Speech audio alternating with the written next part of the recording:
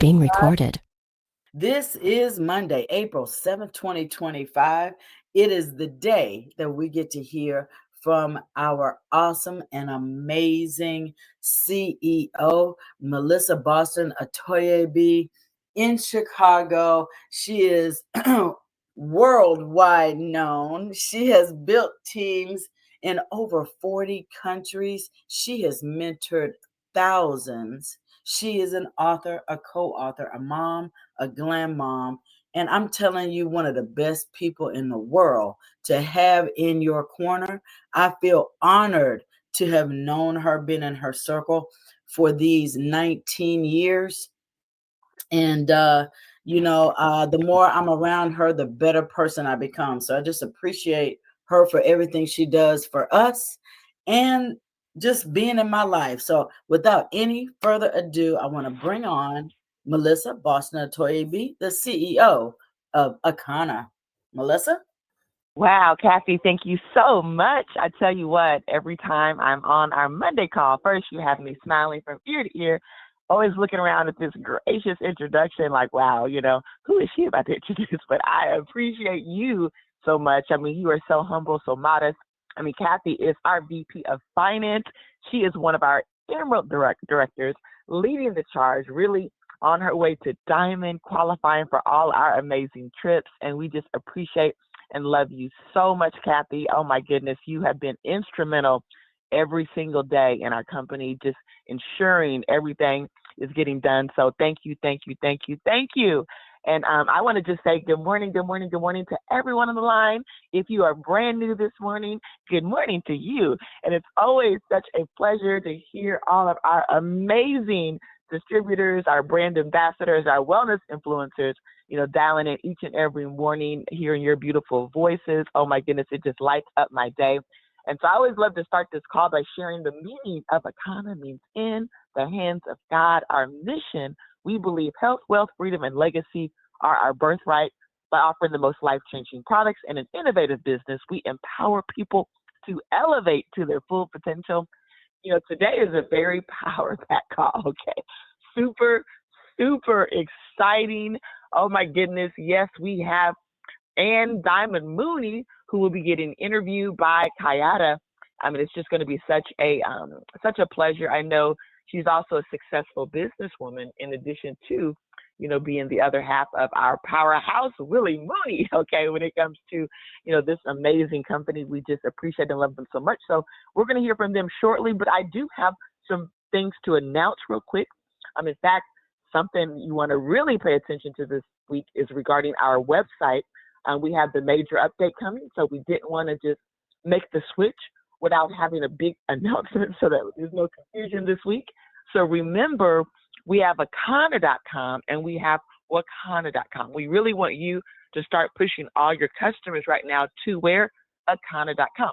If you don't know which one you're using and you bought a domain and that domain routes to your site, put the domain in and then see where it lands. If you see that it's landing at Wakana.com, we would urge you to go ahead and make that switch to Akana.com by simply calling your domain provider. Obviously, your upline leader can help you as well, but it's a very simple process of just taking out that W, however it's being routed. If you don't have a domain that you purchased elsewhere, and all you do is give your customers either Akana or Wakana, please start reminding them to go to Akana.com. This week, we're going to start making that shift, which means the Akana products will not be on Wakana. So we didn't want to just do that, and then you are on the site, like, where are the products at, right? Because remember, Wakana is going to be all about CBD, and then we'll send out a big old blast so you'll know exactly when you can start using it for CBD. Right now, we're still seeing a lot of activity on Wakana.com, which has hindered us from wanting to make the switch because we don't want you to then say, my customers can't find the products, right? So get the word out. Let's get the word out. And we're going to send lots of email blasts to remind you to do that, okay? And so with that being said, also too, wow, this weekend, power packed. Oh my goodness. We've had back-to-back parties. I know our team is exhausted.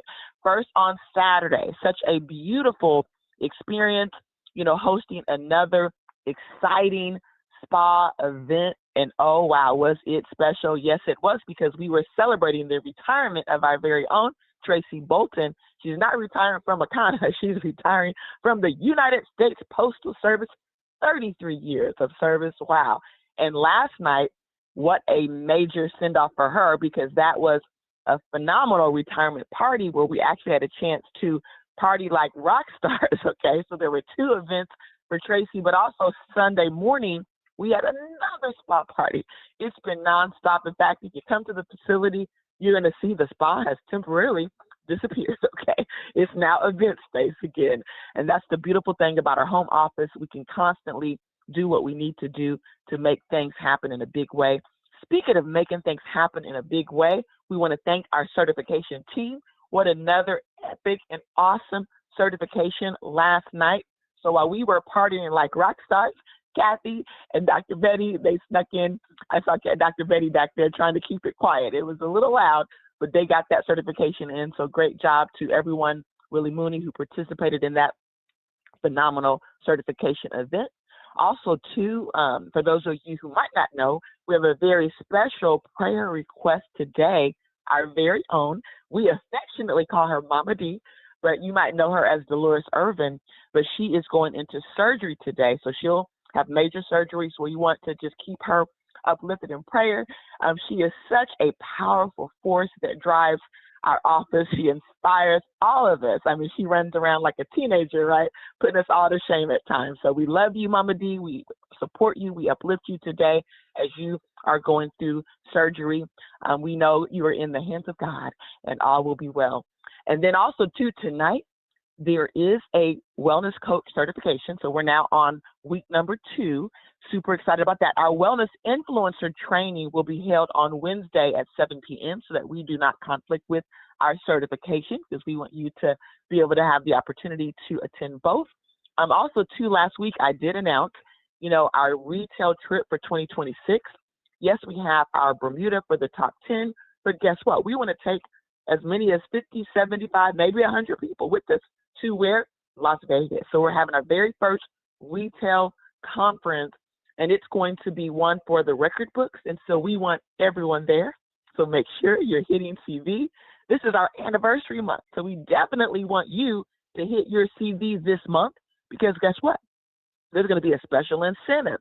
So this month, it's going to help to really shore up your qualifications. Normally, you get 50 points every time you hit bronze, 100 points when you hit silver. We know that, I know for the retail rewards trip, for the one that we are hosting in Vegas, I believe it's 500 points is the threshold for that. The Bermuda is, again, it's the top 10. So depending on where you finish, it's going to be the top 10 for Bermuda. But with the double qualification points, this month, it's not double CV. So remember, we had a double CV, which was awesome in February. But this month, you're getting double points. So that means if you're supposed to get 50, you're going to get 100. So remember that. Let's crush it during our anniversary month. And right now, you can save 10%. But all week, there's going to be some special deals that get posted for our anniversary. And also, too, starting on April the 14th, we're going to have some buy 3, get 1 free. So just a lot of cool things. And then, of course, there's going to be our anniversary week. And then we have April 25th, 26th, and 27th. Well, all roads lead to Chicago. I know many of you have already booked and you're going to be there if you haven't even heard the memo yet. This is a mini little, it's not a major conference, so no worries. We will have a way for at least one of the sessions for you to tune in on Sunday. But other than that, you have to be there in person for you to participate in the 25th, the 26th. We are having so many awesome things. Friday is all about wellness. We have some fitness experts coming in. You're going to hear from our doctor. So it's all about wellness on Friday. Friday night, I know many of you are going to be preparing for your battle of the blood type. That's going to happen on Saturday. There is a party happening on Saturday. These are ticketed events, guys. So there's a ticket that's on sale right now at an early bird price of just $89. So you can snatch those up. If you don't see the link, there's going to be an email going out for you to snatch up those tickets. But also, too, on Sunday, it's going to be about wealth building and prosperity. So we just have such an awesome weekend. We want as many of you that can be there to be there. We were going to do it on 4/20, but you might have heard the memo. That's Easter Sunday, right? So Easter Sunday is on the same day as 4/20. And so that's going to be just such a special weekend. So let's make sure if you can be there, come on. We want to see you there. And so with that being said, speaking of being with us, there's some of you that have been consistently hitting your CV. And last month was no different. So I'm going to give a shout out to everyone who got another 50 points added. And some of you received 100 points. And so we have Kathy Weathersby hitting bronze. So I'm going to first read our bronze qualifiers, and then we do have a couple silver qualifiers. If you do hit silver, that's 100 points. And again, last month was normal. This month, anniversary month, you'll get double, okay? So in bronze with 50 points, Kathy Weathersby, Willie Mooney, Crystal Robinson, Charlotte Smith, Diana Coleman, Cherie Eppinger, Kenneth Elam, Bernadine Kirkland, and Anthony Morris, okay? And now with silver, we have Ma Mitchell, and she did that all the way in Ghana. Ma Mitchell and Ernestine Davis. And Kathy, somebody might have muted out by accident, so we're going to mute somebody out. And Ernestine Davis, both of them have qualified at the silver level, so big shout out to you. And just a clarification real quick, with the trip to Florida, I did announce the winners. We have another winner to add to the plate that we actually, I don't know how we left your name off, but Cherie Eppinger, we are so proud of you. She will be joining us there in Florida. And so with that being said, I am now going to go ahead and jump out the way so we can get to this powerhouse call today. And so I have none other to kick off this interview than our fabulous and amazing Kayada Cooks. I mean, Kayada has spent decades working with faith-based communities, helping companies and also brands go to the next level. She's also certified in financial planning and all the different things that have to do with finance. And we are so happy and thrilled that she is here with us with the Kana. And she's been helping in so many roles. And one of the biggest impacts she's made is getting on those morning calls, and we get the chance to hear like Kayada and Kathy show, right? They are just doing their thing. And so without any further ado, Kayada, if you can go ahead and take it away. Wow, good morning. Good morning. Thank you for that amazing introduction. And wow, I'm just so amazed at all the bombs you just dropped this morning. You are so phenomenal, and we're so blessed to have you as our CEO, Melissa. And yes, I am so excited to bring up our next Diamond Lady when we're celebrating National Women's Month, and she's going to wrap it up with this powerhouse interview.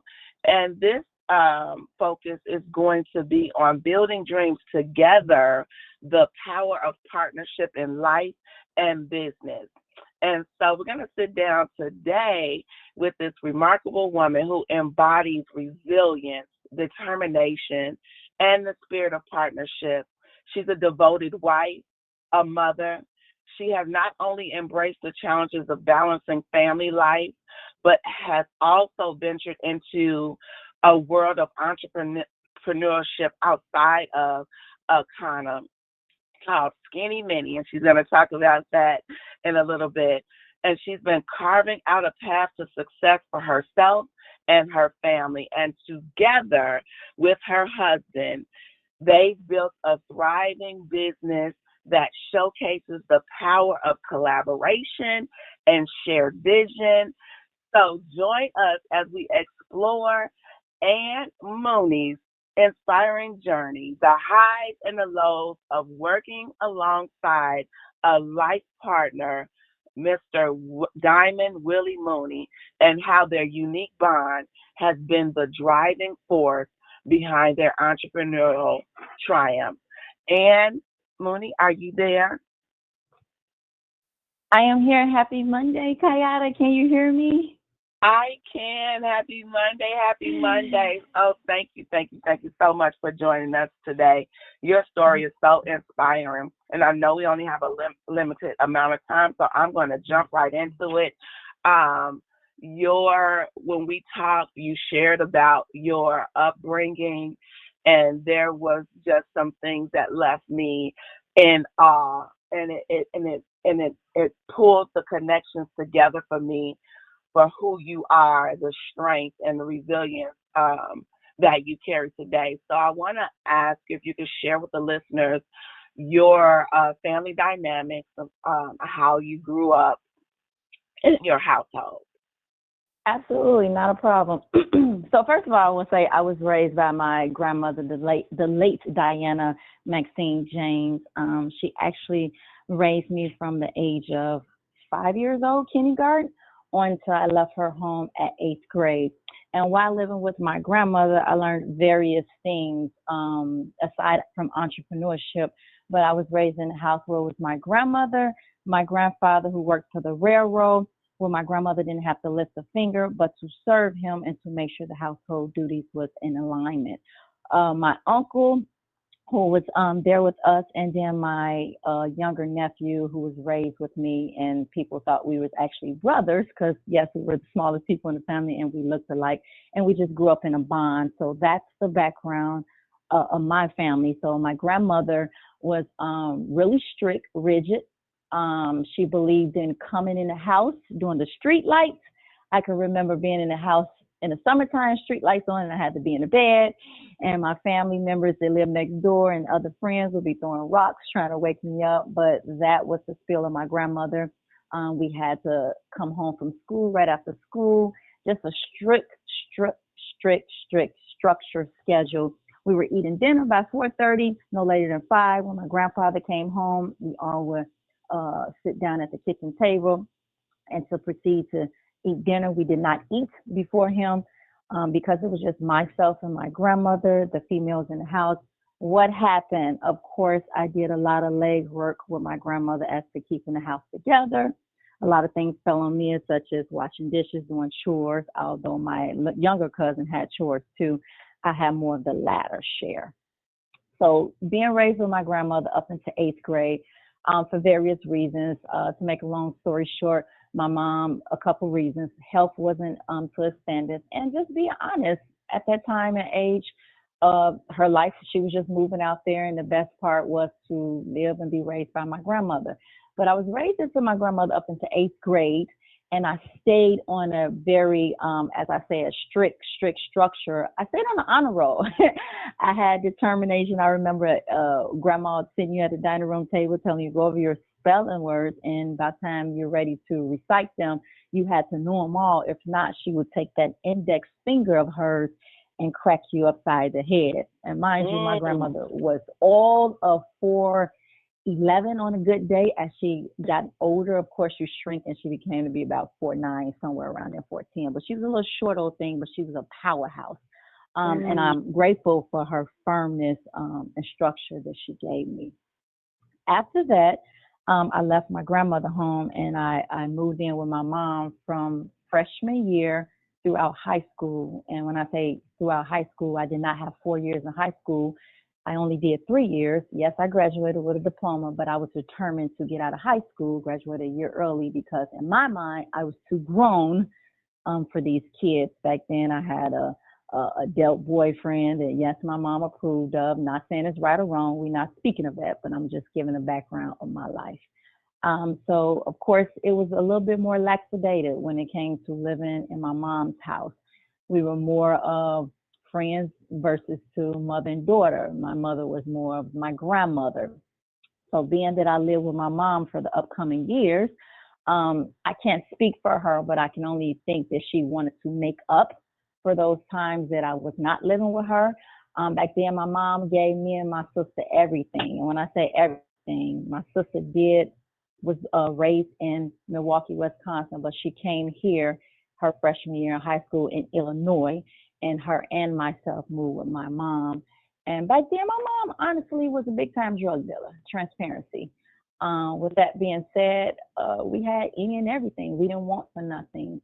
And the Ann that was raised from her grandmother's structure, I had more freedom. My attitude, my demeanor seemed to change. I was negative, like I was nasty, I was uppity, I was sedity, I was all of the above.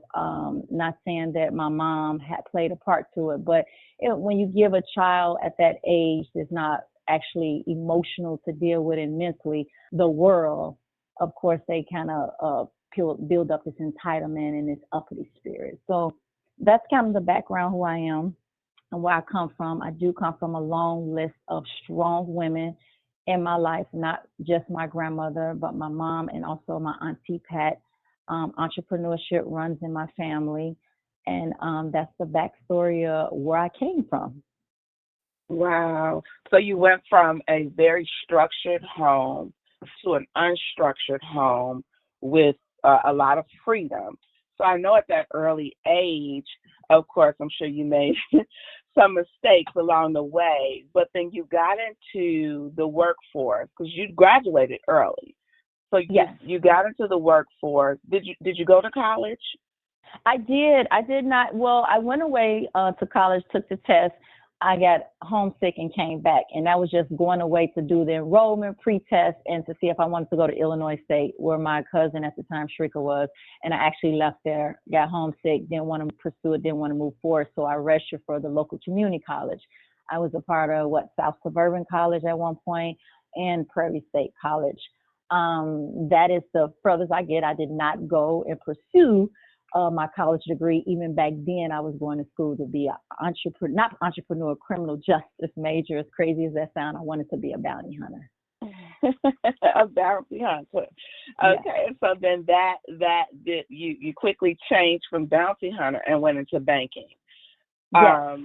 I know that your grandmother taught you how to clean real good, and that kind of inspired the skinny mini. So can you take us from the huge disappointment from your banking job into the inspiration to skinny mini? Okay. Well, after college, not only did I attend two colleges, but I also attended college downtown Chicago, International Academy of Merchandise and Design. And I worked at 231 South LaSalle in the Bank of America building at Ann Taylor.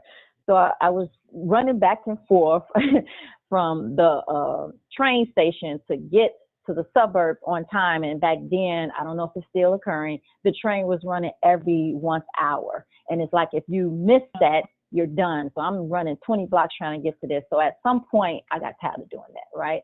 So I applied for the banking industry, and I was working at TCF Bank, what that was inside the stores in Jewel Osco, still is. Some of them, they changed the name, but the ones in Tinley Park I was a part of. And so I grew rapidly. I became an upper supervisor, but my professionalism was not there because, of course, it's inside the grocery store. So it was not taken, what's the word I want to use? It wasn't taking seriousness, so to speak, as a traditional bank. And so I applied for this bank in Oakwood Terrace, Harris Bank, and I worked there, worked my way up. I was in the process of getting promoted to be assistant manager. I opened and closed the bank. I was a teller supervisor. And just to fast forward, make a long story short, I actually got fired. And the reason why I got fired, because I was defined as a liability. And I'm looking like, what's the liability? Back then, the teller drawers, we have a key that goes in it. I'm the supervisor on duty. We go into the vault at dual control. Anybody need a larger quantities of money or small change, whatever traveler checks, they had to see me, and I had to go in there with dual control. This particular day, it was the first of the month, which is always busy. I was running the commercial line. The commercial line is known for mom and pop business that came there, business such as Akana, Subway, things of the sort like that came to do deposit, and the funding was a larger than a traditional making a deposit of a couple checks or some dollar bills. So my cash drawer was always full. During that time, I had a young lady come to me and she was like, "Ann, I need large bills per my customer's request." I said, "Well, I don't have time to do dual control. Do you see my line? However, take my teller drawer key, whatever large quantities you need, make sure you put that back in small." So back then, the quantities were strapped in $2,000 bundles. So I give her my key. She took $6,000 and only put 4. Whole month I went through it, could not remember because it wasn't $2,000 and my drawer was short. It was an odd number, like 1,900 and something dollars. So when you work at the banking, it doesn't matter if you're short or over because it seems like you cheated somebody or you cheated the bank, whatever. It's still hand in hand. And so they looked for this money for a whole month, could not find it. I got called in the president's office and I was on my knees because she stood over me, older Caucasian lady, and she told me, "We got to let you go. You're a liability." And I'm like, "Why am I a liability? I didn't steal the money. I didn't take the money. I don't know where it is. Y'all research it. I can't find it." She was like, stand up, get off your knees." I was on my knees. because I was pleading with her. I needed my job. I'm only 21 years old. I just got into my own rental property that I rented for the first time. Bought a brand new car. Everything was going great. My credit was past 700. I'm doing exceptional, and I'm still, in college a little bit part-time. No kids. The world is just for me at this time. And so I'm pleading with her, can I have my job? At that point in time, I was making over 30,000, and that was excluding bonuses, and that was fairly good for somebody that didn't have a degree in finances. So she told me to get up. You're a liability. She said, we know where the money went. And I said, where? She said, the young lady you gave your key to, she did not put back the correct amount of money. And I was like, well, why would you take me through this? She said, you're a liability, because although she stole the money, you had a responsibility to fulfill. And it did not make sense in my 21-year-old mind of a liability. So fast forward, I was able to collect unemployment for 18 months, and I left the bank. Wow. So you were on your knees, pleading for your job, pleading for your destiny. I remember you telling me that story, and I could hear the pain in your voice about how you were pleading, just pleading, like, please, please. And tell me what was born out of that devastating moment for you. So through all the humiliation, I felt stripped. I felt violated. I felt like someone had the power to control my destiny, and I swore to myself that would never happen again. So my sister was at my mom's house at the time, where my mom still lived now, and she was a newly mom. And of course, during that time, I had side jobs, working at the mall, Express, worked at White Hand Pantry, whatever. But at the time, I worked for Mina's Hair Salon, who opened up a beauty shop in Bolingbrook. I think it was on Lily Cash. And so I was getting my hair done by the Egyptian. So I knew of this. So he needed somebody to run the front desk. So I was able to collect my unemployment and get cash from him and run the front desk. But while I was there, something was birthed, right? So I'm looking at the business, how they do things, whether I agree or disagree. I'm taking some nuggets away, and I'm leaving some nuggets. I'm talking to this young lady that's a hairstylist at the time, putting inputs in me that I did not know was inputs.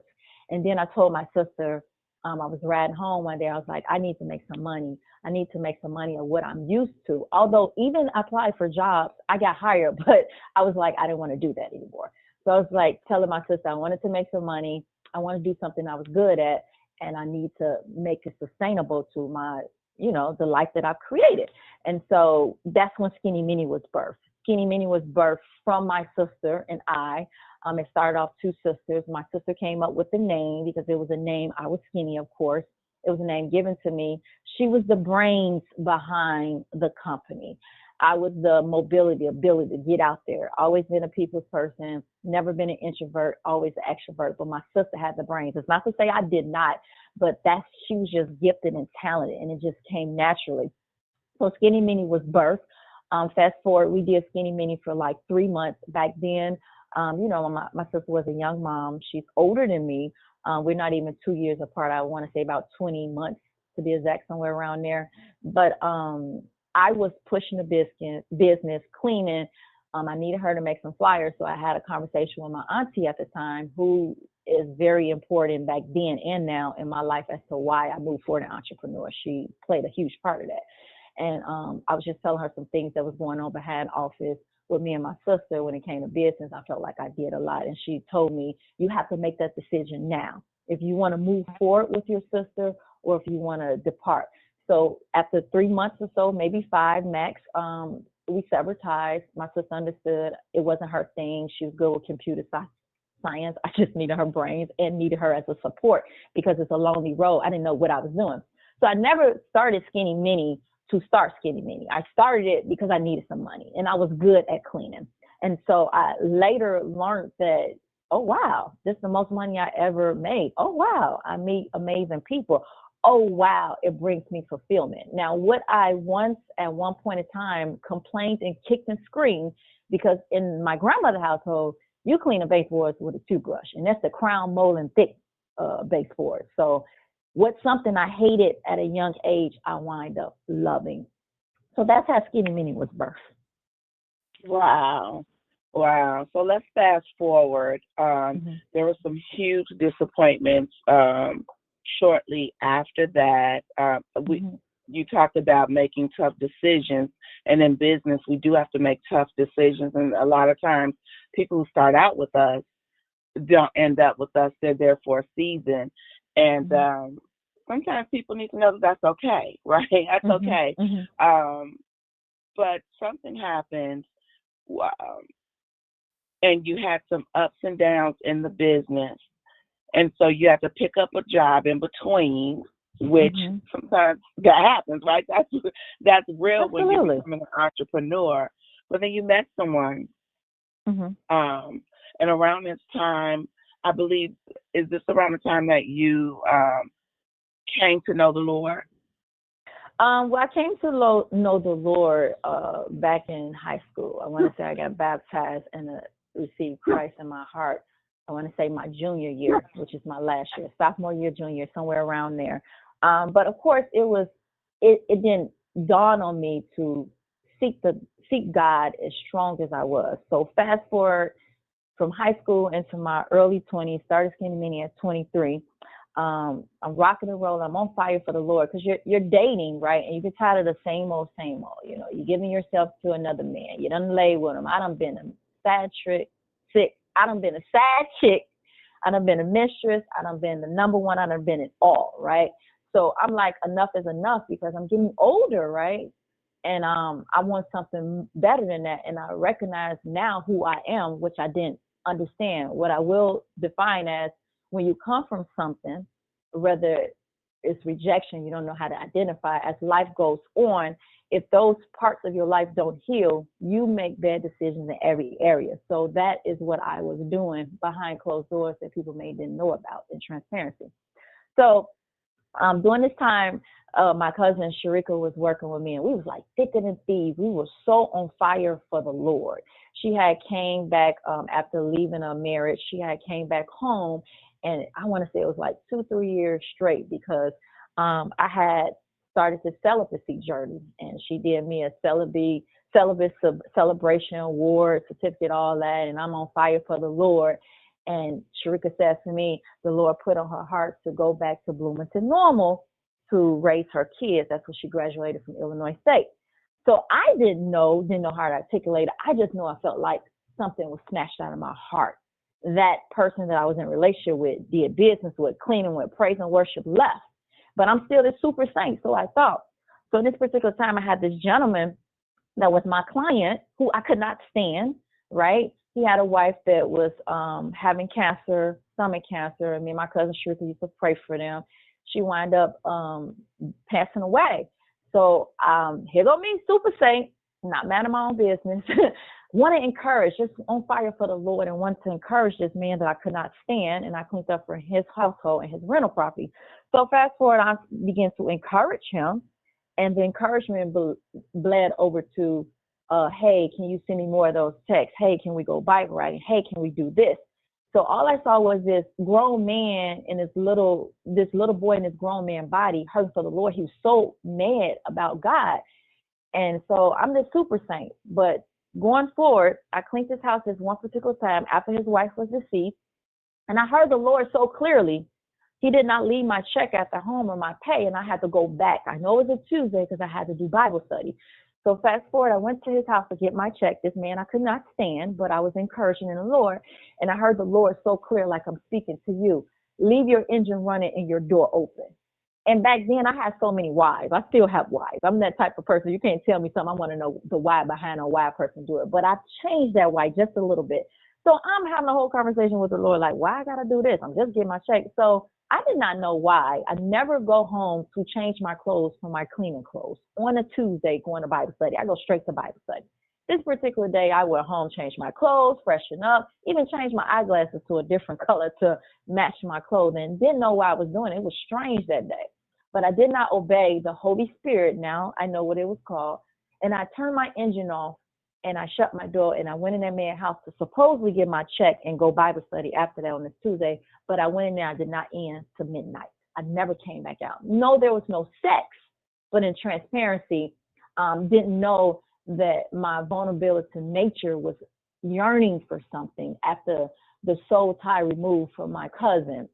And I let that door open. So We talked, we had pizza, he touched me, I got, emotional, the sensation, but there was nothing sexual, but I left his home, and that's when the brokenness started. I started dating a man who lost his wife, not knowing that he was numb and not knowing that I was vulnerable from the removal of me and my cousin, the distraction. But in my mind, what am I doing wrong? I want to encourage him in the Lord. Wisdom says, bullet point number 1, moving forward in my 40s, you cannot minister to the opposite sex.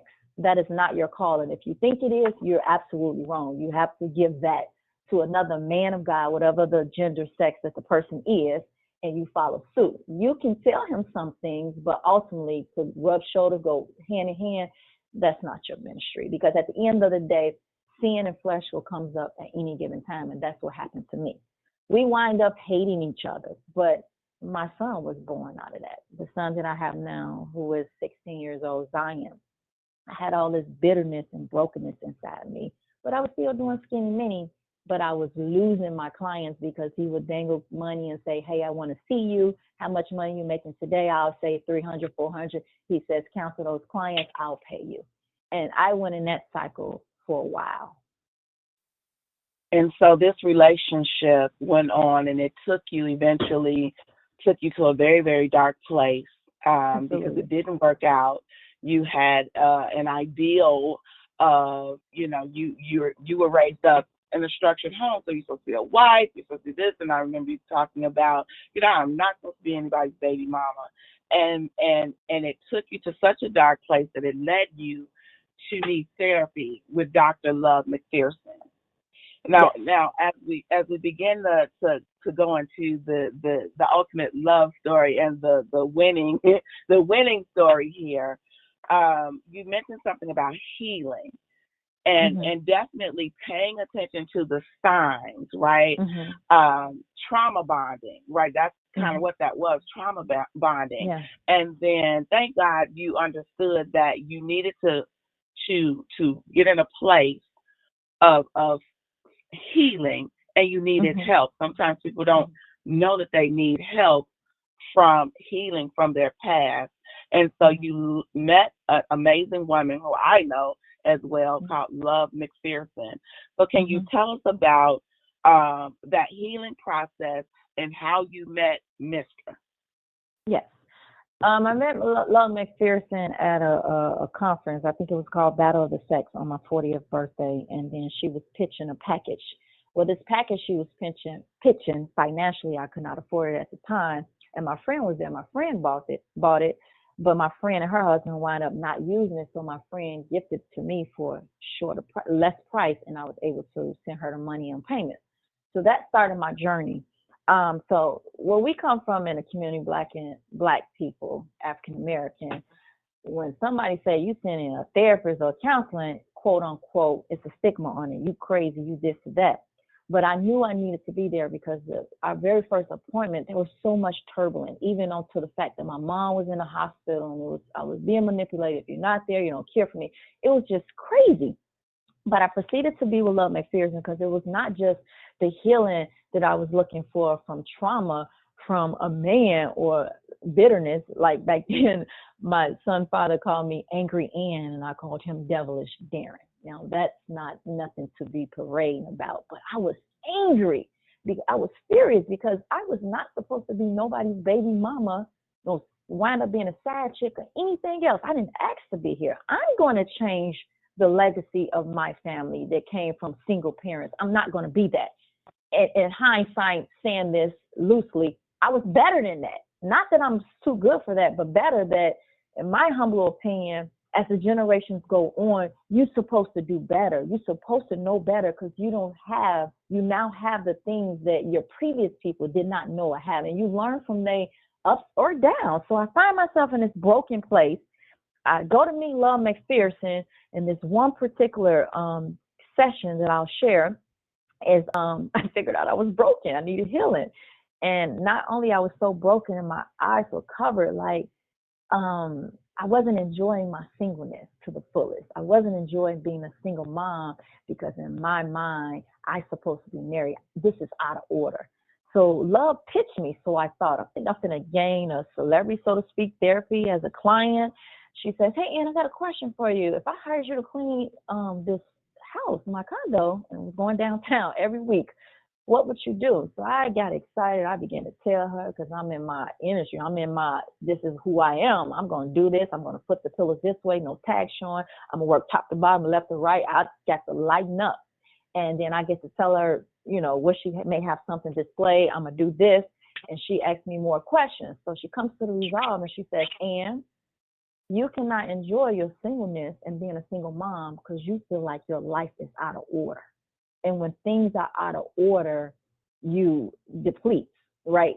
So we began to unfold that and go to the history of where it comes from. And I later learned that I was dealing with rejection, abandonment. To this day, I'm about to be 46. I am healed, guys. I'm great.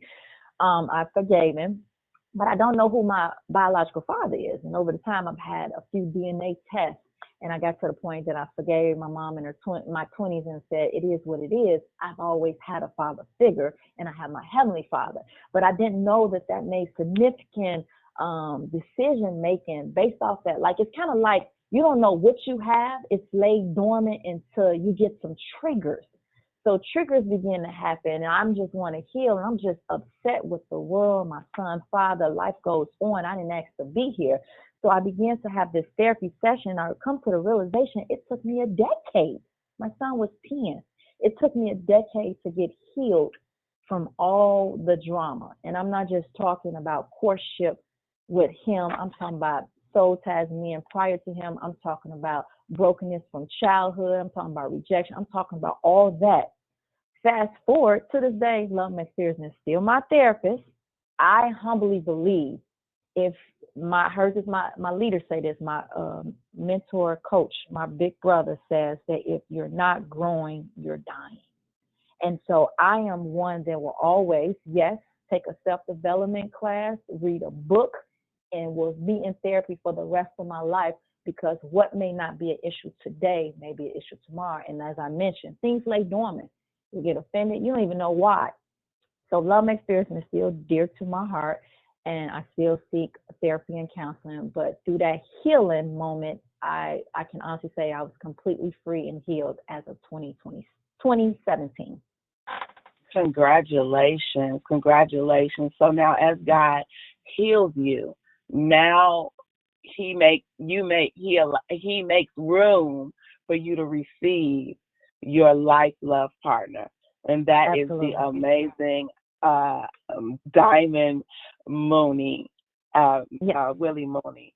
So yes. Tell us about that briefly, about, him jumping in the inbox, Minister Mooney, right? He jumped in the inbox, right? He jumped in the inbox. And tell us how that relationship grew into a condo. Well, I went on a trip in Ghana in 2017 after my healing on identity. And when I came back, it's like I hit the ground off the airplane, and it was just a different era. I'd never done this. I never entertained. To this day, I still have men in my inbox. I just never entertained it. It's Facebook. So, the end of 2017, was it the 2018, I believe. He was in my inbox. So he just complimented me on a post that I posted, and I think it was about my business. And back then I was part of a singles ministry, so I posted something. He was just saying great wisdom in a nutshell, not verbatim. And he was telling me that I noticed that you're smart. Not only you're smart, that you're beautiful, whatever. So I found myself blushing. 2 days later, I'm looking for him to be in my inbox again. And guess what? He was. And I started entertaining it, and I started giving him compliments. Well, you easy on your eyes too. Minister Mooney is nothing that I never would have dated. Same with me. He defined me as the pretty girl, sedity, uppity, bad attitude, which I was, but not when he met me in my past. For me, I defined him as the nerd. I'm used to drug dealers. I was known as the trophy chick. Not saying it's right or wrong, but fine boys, this fine men, this finer than me sometimes. And Willie Mooney was not that and is not like that. However, my man is handsome. He's easy on the eyes. And so we began to connect, and next thing I know, we had a meet and greet. I like to say at a movie theater in Chicago Heights. Is Barack Obama movie was out about him and his love story with his wife, and we really didn't watch the movie, but we did. But it was more so to see if we was being catfish, because you're seeing one thing on social media, you look one way, but you're not. And I came in my true essence of who I was, unapologetic, with cleaning stuff on. We talked, but our real first date was on my birthday. Um, I wasn't going to go because I didn't get my hair done. I wasn't looking to part. My girlfriend at the time, who is still my close friend, Toya, she kind of like put me together and put on this, put on my coat, put on shoes. I wasn't feeling it, but I'm glad I went. He came to her house to meet me. She got his license plate number, driving license, all that, because you got to be safe. We went, he got me at 10 a.m. that morning on my birthday and brought me back 10 o'clock that night. And we went to almost 10 different spots. And two things I gathered when he first got me, he said to me that I don't want you to get confused on anything. This is not verbatim, but kind of in this area of who I am and what I'm doing. God put this on my heart to treat you and take you as such, treat you like a queen, take you various places. So I don't want you to look at this like I'm rolling in finances, because I'm not. He was very clear. He did not send his representation to show up. It was him in the flesh. And so I didn't know he was going at the time. We went on a date went on. But what I gathered while on the date, everywhere we went, somebody knew him. Now, he's from the west side. I'm from the south suburbs. But we up north. We downtown Chicago. We at Brookfieldsville. He's seeing people from ministry to females that he used to be the teacher of. He used to be a teacher, I want to say, for 3rd or 5th grade, to people he used to work with.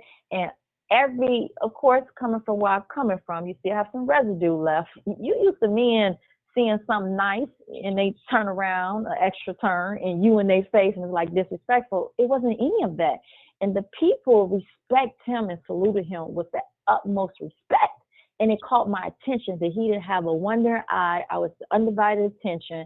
And people respected and gave homage and honor to him, gave him, so to speak, his flowers as we ran into him. And these are people that he hasn't seen for years, because I'm listening to the conversation. And so as he dropped me back off, I was full of tears of joy, smile. I told my girlfriend at the time, girl, if he does not work, he has made the next man have to step their game up. Yeah, I love the fact that you said he was very intentional with dating.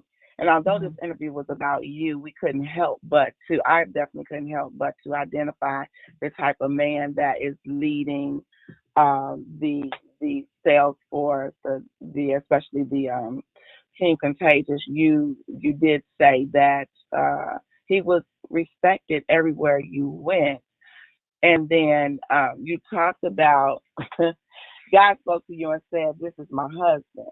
Mm-hmm.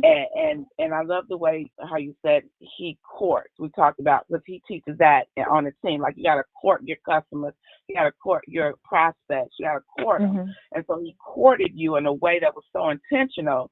But then he got cold feet, Mm-hmm. and then you have to stand your ground. So can you take us into that and into the proposal? And Okay. at this time, Mooney is actually in Akana, correct? Mm-hmm. Yes. Okay. So, he got cold feet. During the time we were dating, I used to go with him to Akana. I looked down at Akana. I kept my arms folded, because remember, my mom was a big time drug dealer. I don't want anything about it. And I was ignorant of cannabis, didn't want no part of it. But I still went for a meeting because I knew that he was going to be my husband. And I was allowing him to court me. So I wanted to be supportive of him, even if I didn't agree with it, right? So I would go to different meetings with him. Fast forward, I'm sitting there judgmental in my own mind, didn't share, but it's obvious because I'm a one that do not hide my facial expression of what I'm feeling. It's not right, but you're going to know I'm feeling some kind of way about you, because I'm going to be looking at you crazy. So this particular time I did, but excuse me, it was Dr. Rita that was presenting this time, and I was just like, okay, a woman of this stature is not finna speak. I know her. So it began to get my attention. So I began to become a part of Akana. So I started believing in Akana, and I started seeing him and supporting him, right? And so sending him customers. So this particular time is around the Super Bowl. Fast forward, we at his mom's house for the Super Bowl. She giving a big party or whatever. And I don't know how we got on the subject, but we was talking about love. And Mr. made a comment. It was embarrassing. For me, him, and his mom, we sitting on the couch, and he's like, well, I don't love you like you love me. And I was looking at him like, excuse me? Now, that rejection tried to wind his neck your head up, even though I'm healed, right? But you still have triggers, and you got to know your triggers. So I'm looking at him, but I knew enough to say, oh, okay, I'm not going to love a man or care for a man more than he cared for me. That was my demeanor, and that was my attitude. So I looked at him. I said, no worry. Real calm, wasn't irate, wasn't ignorant. I got myself up. I don't know for the callers that listen, my favorite movie is Save the Last Dance. If you ever seen Save the Last Dance, it's the Caucasian girl who was dating the black boy. The black boy had a sister. They was at this health place, which is for low income people. And then the black sister said to the white girl, look around, Sarah, you don't belong here. So that was my emotion. Like, I looked around. I was with Sarah because I didn't belong here. And I'm looking around like, well, why the hell am I here? So I proceeded to get up, and it was his mother that begged me. She's like, oh, no, Ann, stay. He doesn't know what he's saying. He's just afraid. He doesn't know. I said, Mother Mooney, he's a grown-ass man. I didn't say ass, but that was my thought. I said, no, I heard very clearly, and I respect that. And I get it. He can't feel for me how I feel for him. Let me get up and go.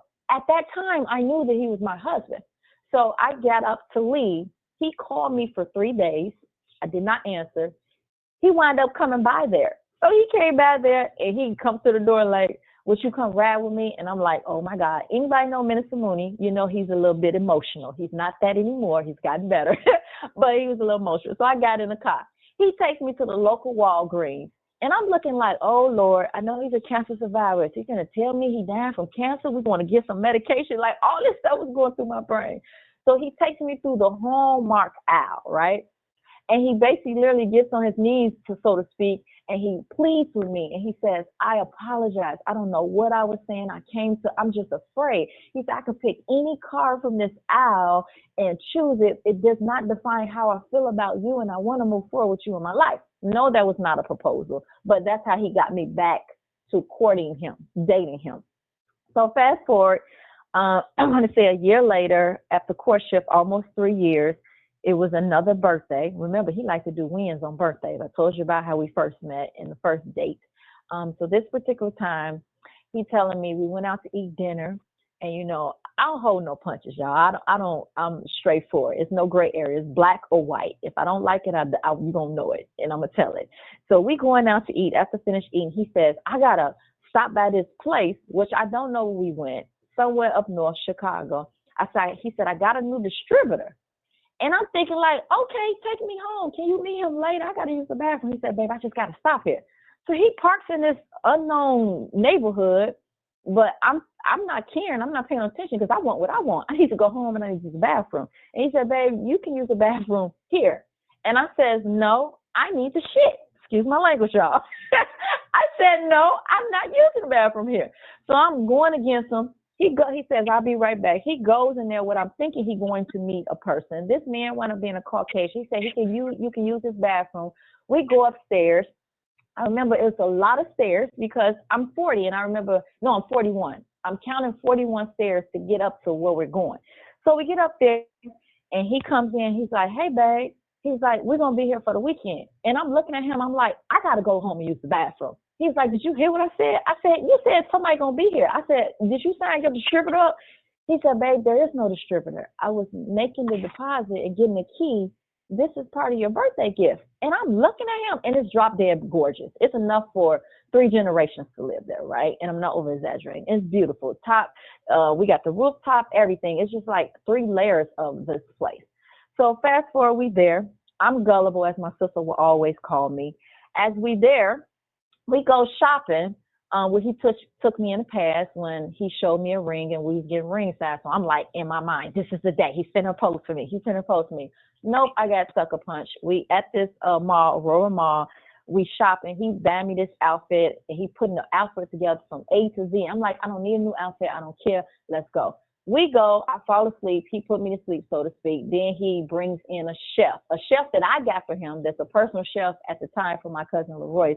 This on Chicago PD. It was his personal chef. I got it for his birthday one day. I wake up to food to a chef cooking for me. Fast forward the next day, we supposed to be going out, and he was like, "Hey, babe, uh, Sherry just called me," and I'm thinking, I'm not thinking, but Sherry wants to talk to me. Sherry at the time was Skinny Mini office manager. She gets on the phone with me. She's like, "Hey, Ann, I have a friend. Remember we rebranding your company, and he's a photographer, and he wants to take pictures for you for free." I'm like, "For free?" She said, "Yeah, he happens to be in your area."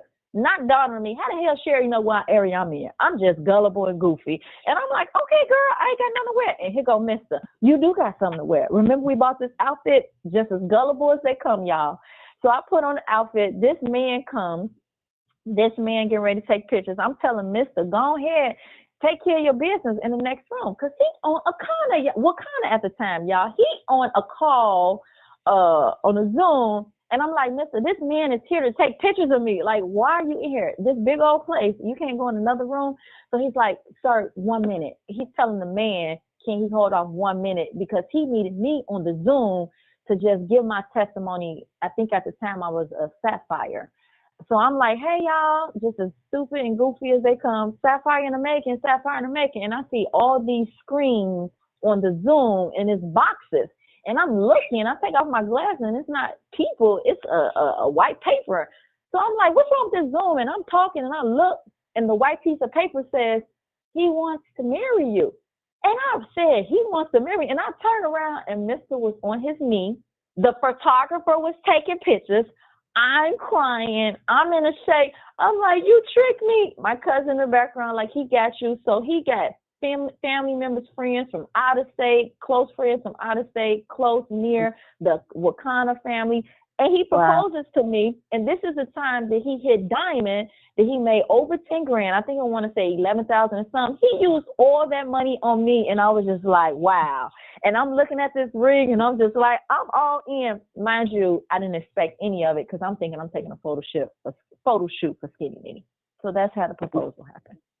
Wow, I know he tells us all the time that that diamond run, you were that why for that diamond run. Mm-hmm. And so now that you're on the diamond run. Now you said that you weren't feeling Akana initially, but there were two Mm-hmm. things about Akana outside of Rita that blessed your family.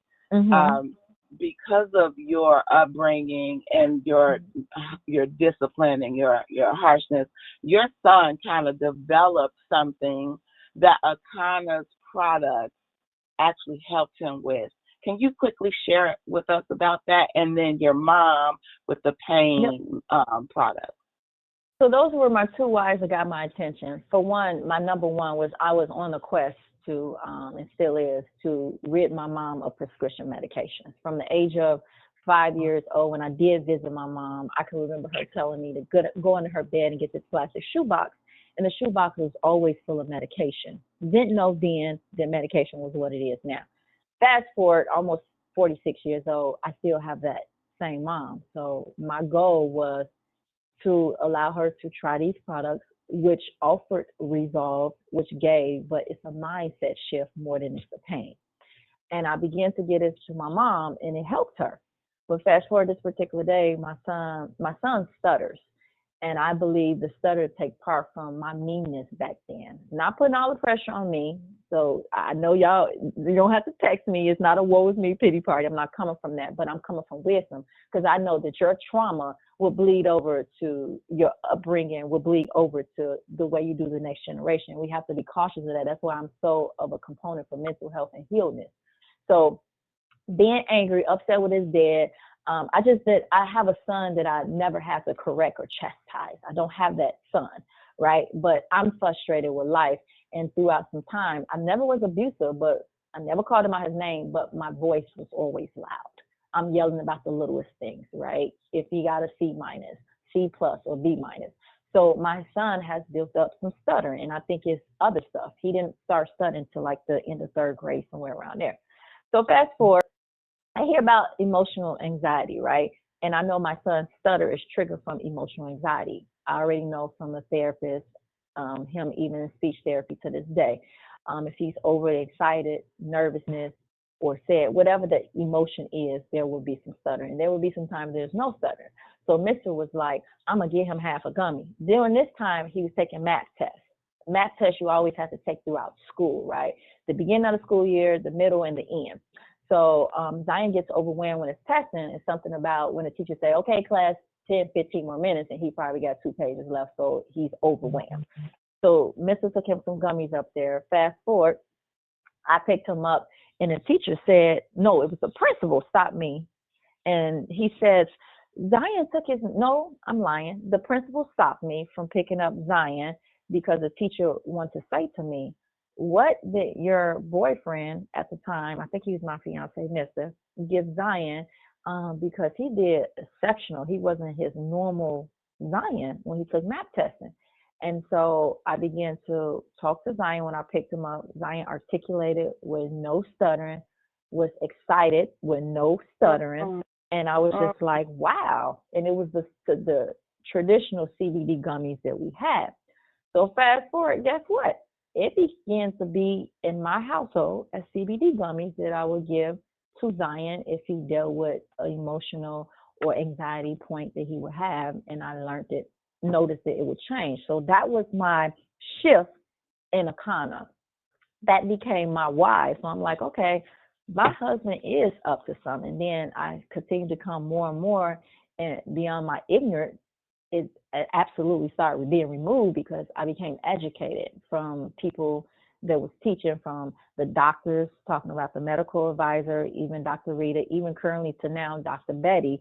It's always new information, and then learning there was just a war on drugs that made it a bad rap. So it wasn't just what my husband was regurgitating, but it was the research behind it and then the evidence to prove it in my own household and family.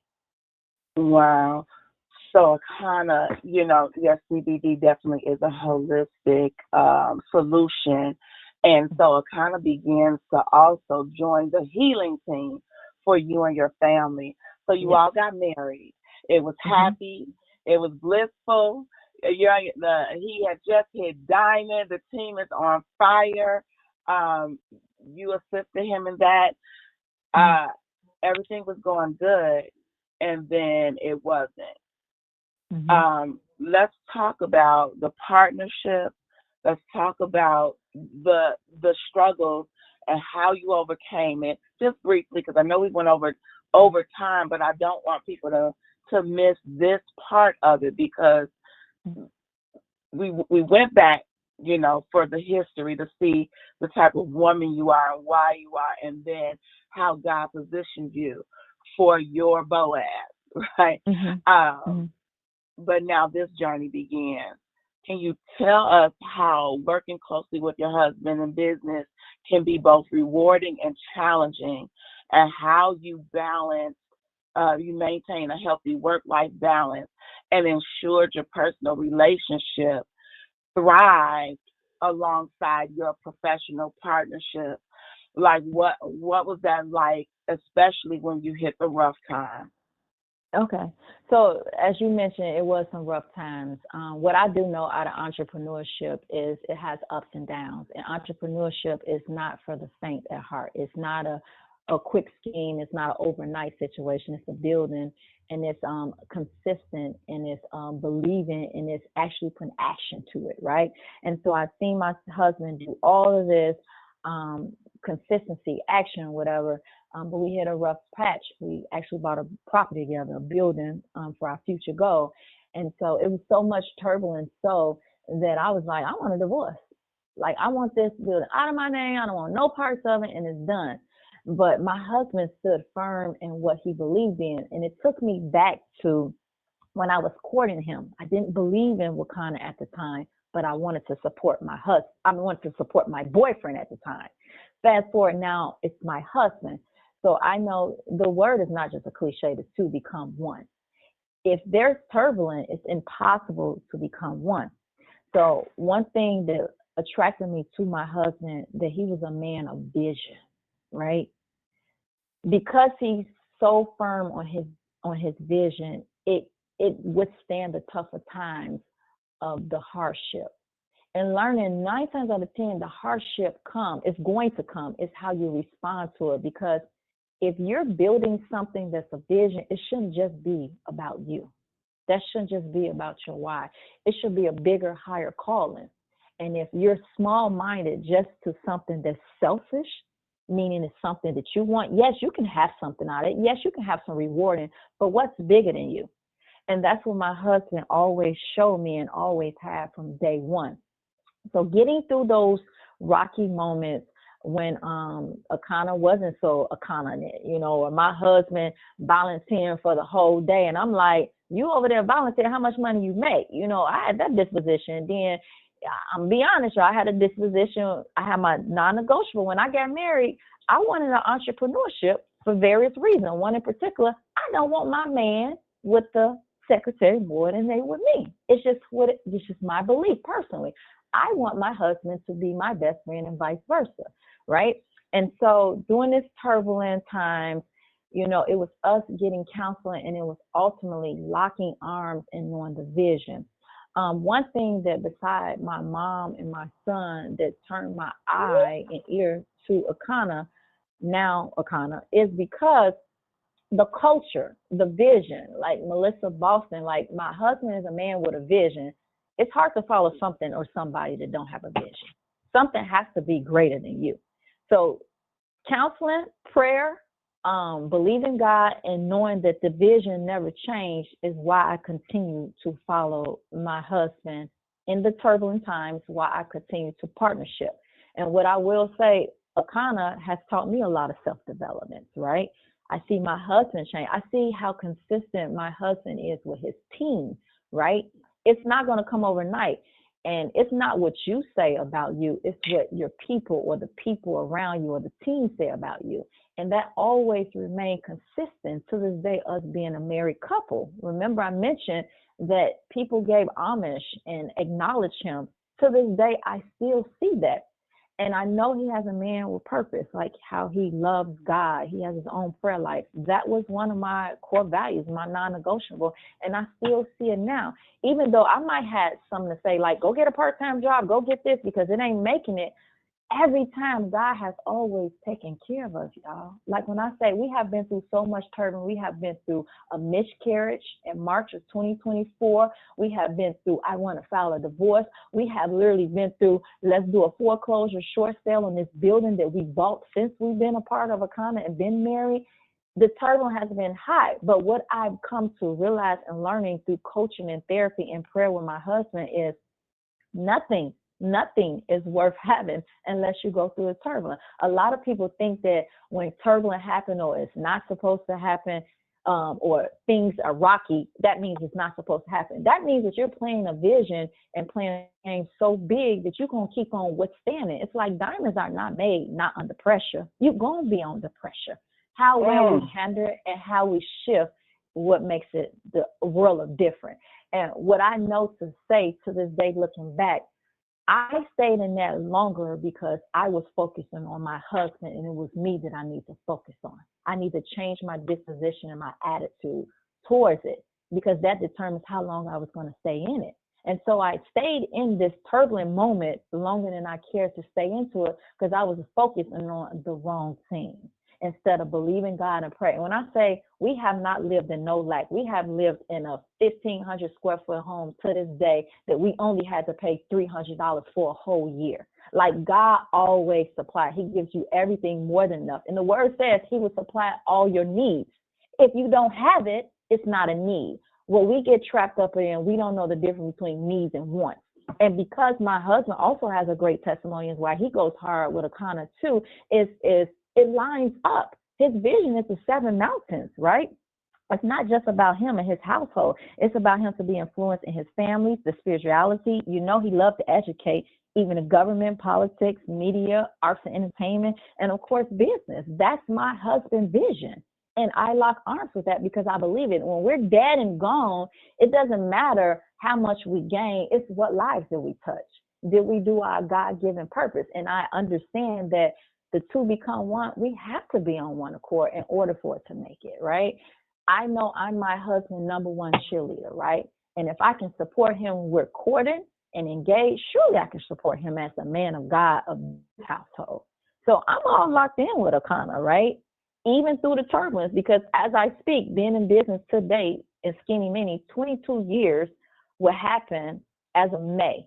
Those 22 years did not come without turbulence. I can remember coming home with the lights off, and I'm playing hide and go see with my son and taking the utility electric bill out of the hallway of the condo that I'm in to get some light.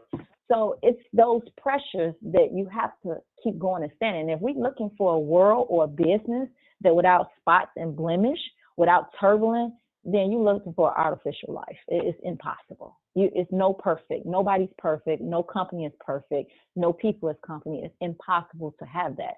So you have to know that there's a vision. So because my husband has vision and the culture of Skinny Mini the culture of Akana has vision, I'm all locked in. I mean, it's no turning back. This is who we are. Wow. Well, I'm so excited for you all, for Team Contagious, for the company itself as we go $1 billion big. I want to thank you so much for sharing your wisdom and your experiences and being transparent. Your journey is truly inspiring. And before we wrap up, I want to say one thing that you said that was powerful is if it's something that you see that you want to change, and I'm summarizing it, you want to start with yourself first. Make the change start within you. And so that is very powerful. Minister Diamond Mooney is the first diamond outside of the corporate diamonds, and he is the first male diamond of the company. And we're so thankful for his leadership. We're thankful for you and the support that you give him. He could not do what he has done without your permission, which he asks for all the time. He does, right? All the time. Let you lead. He's a phenomenal man, and you are a phenomenal wife, mother, entrepreneur, and we're so blessed to have you. Thank you so much, Thank Mooney. you. Thank you, Akana. Thank you for this opportunity. Thank you for the platform, and thank you for all the listeners for hearing me out. Like I said, it's not for the faint of heart. You have to have some belief about it, and then if you are a spouse to someone that's part of Akana, you have to be on one accord. You have to lock arms, and you have to believe. If the man of God has a vision, you got to follow the vision. You got to trust God that he's hearing from God. All right, you have it, folks. Going to give the ball back to our awesome, amazing CEO, Melissa Boston. Are you still there? Oh, my God. I would not miss this. I mean, we're on here for, what is this? This was 1 hour and 13 minutes almost in, and you have held a record. And guess what? You got all your callers still. Everybody's hanging on to every nugget because you've dropped so many nuggets today. And I want to speak just real quick from a personal level. You know, when Mooney came that first time to 106 in Halstead, you were with him.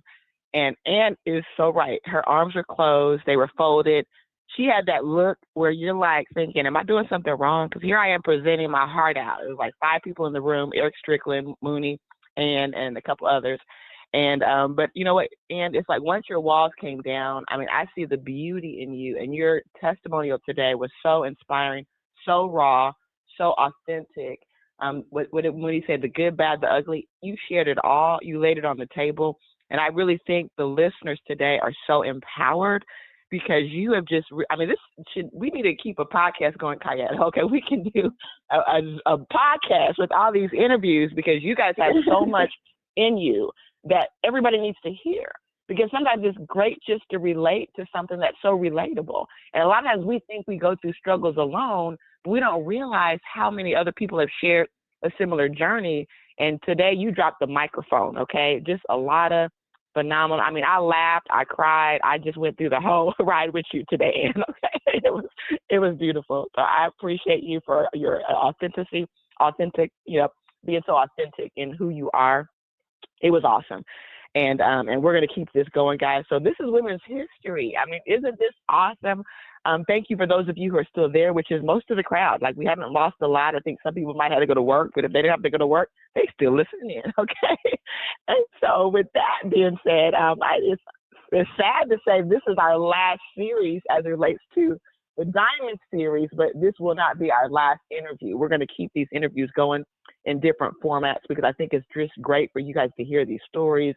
Just, again, so powerful. And so with that being said, I also want to remind everyone we do have the 10% off today. It's going to happen throughout the month, but we also have other specials that are going to drop certification tonight if you are qualified to be on that class. We also want to remind you, Rebound, I think they may be rebounding right now as we're talking. I'm not sure. I think the Rebound class might be rebounding and listening at the same time. At 2:30, Doris Mosley is there to help us save our strands. At 8 in the morning, we have the Diamond Factory with Dan Johnson. So let's tune into Pastor Dan Johnson. And I just want to, again, every time we do this call, remind you our 2025 vision for Akana is clear. Health, wealth, freedom, and legacy for every person we touch. We are moving forward together. We are not looking back. We want each and every one of you to have an Akana day. We're going to see you at the top, the very top, the tip top. Thank you so much, Ann and Mooney. Hey, guess what? You guys are a power couple. We love you both and just appreciate all that you guys bring to the table. Bye-bye for now.